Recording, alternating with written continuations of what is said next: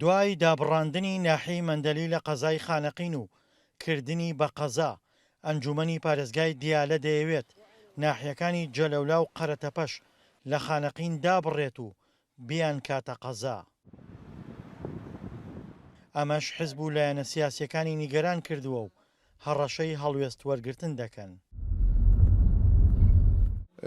هەنێ لایەنی سیاسی لە پارێزگای دیالە هەن کە لە هەوڵی ئەوەدان و بڕیاریشانداوە لە ئەنجومەنی پارێزگای دیالە بە کۆی دەنگ باوڕووکەم 9 دەنگ بوو لە کۆی 14 دەنگ هەوڵیانەوەدا کە شارۆچکەی جەلەولا و شارۆچکەی قەرەتەپە بکەنە قەزایەک کە لە ئەسڵا ئەم دوو شارۆچکەیە سەر بە قەزای خانەقینە، ئەمەش بە پێی مادەی 140 خلافی مادەی 140 لە نابێ ئەم دوو شارۆچکەیە بکرێنە قەزا هەتاکو و تەطبیعی مادەی 140 نەبێ. قەزای خانەقین تەنها ناوچەی سنووری پارێزگای دیالەیە کە زۆرینەی ڕەهای دانیشتوانەکەی کووردە، لە کاتێکدا ئەو ناحیانەی عێراق پلانی هەیە بیان کات بە ناحیە هەرچەندە کوردستانین، بەڵام کەمتر لە 10% دانیشتوانەکانیان کوردن.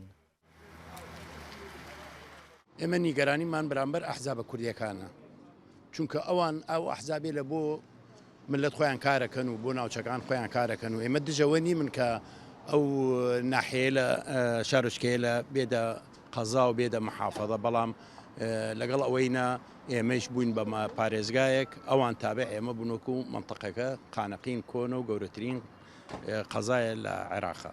لایەنە کوردیەکان و بەشێک لە دانیشتوانی خانەقین پێیان وایە عێراق لەلایەک دەیەوێت سنووری ئیداری خانەقین بەرتەس بکاتەوە و لە لاکەی تریش هەوڵی گۆڕینی دیموگرافیاکەی دەدات. لە ئیمڕۆ وەکو تعریبەکە وەکو جاران نییە لە سەردەمی ڕژێمی باسە، ئیمڕۆ تعریب بە ناوی دیموکراتیەت دەکرێت. هاوردەی عەرەب زۆرە بۆ خانەقین، ئەوە نفوسی خانەقینە، ڕۆژانە خەڵکی عەرەب هاوردەکرێ بۆ خانەقین و خەڵکە کوردەکەی خۆمانیش زیاتر ڕوو لە هەرێمی کوردستانەکە. ئەمە خۆی لە خۆیەوە جێی مەترسیە و ئەم جای پارێزگای دیاریش بڕیارێکی ئەوها بدا لەم ڕۆژە، ئەمە خەتەرە لەسەر خانەقین. ڕێوشوێنە ئیداریەکانی عێراق بەرامبەر خانەقی لە کاتێکدایە قەزاکە ناوچەیەکی جەناکۆکە و بە پێی مادەی 140 دەستوری عێراق نابێت دەستکاری سنووری ئیداریەکەی بکرێ تا ئەو کاتەی چارەنووسی ناوچە کێشە لەسەرەکان یەکلایی دەکرێتەوە. دڵشاد ئەنوار، دەنگی ئەمریکا، خانەقین.